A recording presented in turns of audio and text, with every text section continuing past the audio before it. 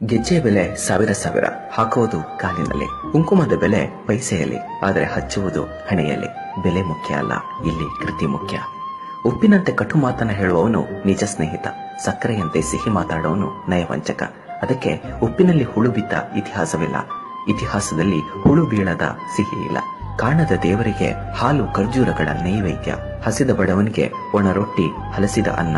ಇದು ಎಂತಹ ವಿದ್ಯ! ಏ ಮಾನವ, ಈ ಜೀವನವು ಅಷ್ಟೊಂದು ಒಳ್ಳೆಯದೇನಲ್ಲ. ಒಳ್ಳೆಯದೇ ಆಗಿದ್ದರೆ ಈ ಮನುಷ್ಯ ಅಳುತ್ತಾ ಈ ಜೀವನಕ್ಕೆ ಬರುತ್ತಿರಲಿಲ್ಲ ಮತ್ತು ಹೋಗುವಾಗ ಎಲ್ಲರನ್ನ ಅಳಿಸಿ ಹೋಗುತ್ತಿರಲಿಲ್ಲ.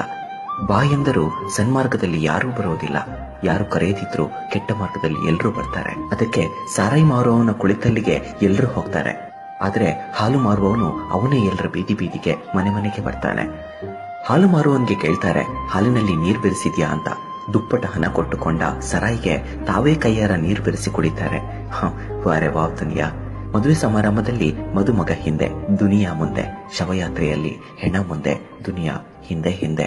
ಹೆಣವನ್ನು ಮುಟ್ಟಿದ್ರೆ ಸ್ನಾನ ಮಾಡ್ತಾರೆ, ಮೂಕ ಪ್ರಾಣಿಯ ಕೊಂದು ಅದರ ಹೆಣವನ್ನ ತಿಂತಾರೆ. ಮೊಂಬತ್ತಿ ಹಚ್ಚಿ ಸತ್ತವರನ್ನ ನೆನೆಯುತ್ತಾರೆ, ಮೊಂಬತ್ತಿ ಆರಿಸಿ ಜನ್ಮದಿನ ಆಚರಣೆ ಮಾಡ್ತಾರೆ. ಯಾವುದು ನಿನ್ನ ಭಾಗ್ಯದಲ್ಲಿ ಇದೆಯೋ ಅದು ನಿನಗೆ ದೊರೆತೇ ದೊರೆಯುತ್ತದೆ, ಯಾವುದು ನಿನ್ನ ಭಾಗ್ಯದಲ್ಲಿ ಇಲ್ಲವೋ ಅದು ದೊರೆತರೂ ಹೊರಟು ಹೋಗುತ್ತದೆ. ಇದುವೇ